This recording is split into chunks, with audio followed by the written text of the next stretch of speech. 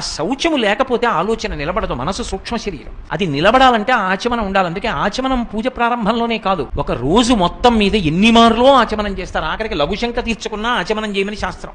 ఆచమనం చేస్తూనే ఉంటారు. భోజనం దగ్గర ఆచమనం, అన్నీ ఆచమనాలే. ఎందుకు అంటే ఎప్పుడూ బాహ్యాంతర శౌచాన్ని కట్టబెడుతూ ఉంటుంది.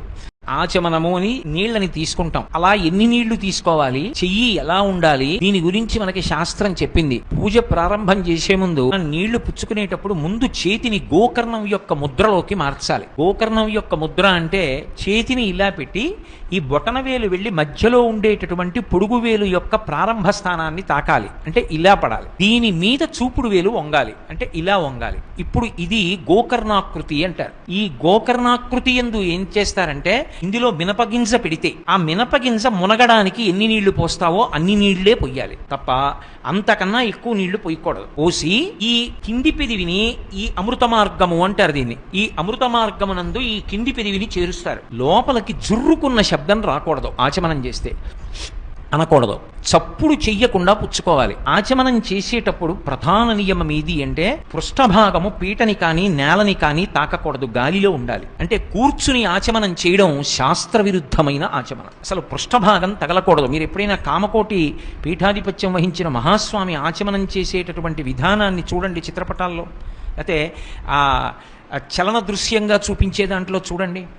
2 మోకాళ్ళు మీద కూర్చుంటారు. కూర్చుని పృష్ఠభాగం నేలకి తగలదు. ఈ 2 మోచేతులు 2 మోకాళ్ళ మధ్యలోకి వెళ్ళాలి. వెళ్ళి నీళ్లు తీసి కుడి చేతిలో వేసుకుని అప్పుడు ఇలాగే పట్టి లోపలికి పుచ్చుకుంటారు. ఆ అమృత మార్గంలోంచి లోపలికి పుచ్చుకుంటారు. పుచ్చుకునేటప్పుడు భగవన్నామ స్మరణ లేకుండా పుచ్చుకోకూడదు. ఓం కేశవాయ స్వాహ ఒక మాట, అది గుటక పడిపోయింది, లోపలికి వెళ్ళిపోయింది అన్న తర్వాత మళ్ళీ పోసుకోవాలి. ఓం నారాయణాయ స్వాహ మళ్ళీ పుచ్చుకోవాలి, మళ్ళీ గుటక పడిపోయింది. మళ్ళీ 3వ మాట పోసుకోవాలి, మళ్ళీ పుచ్చుకోవాలి. ఓం మాధవాయ స్వాహ, అప్పుడు గోవిందా విష్ణు మధుసూదన త్రివిక్రమ వామన శ్రీధర హృషికేశ మిగిలిన నామాలు చెప్తాం.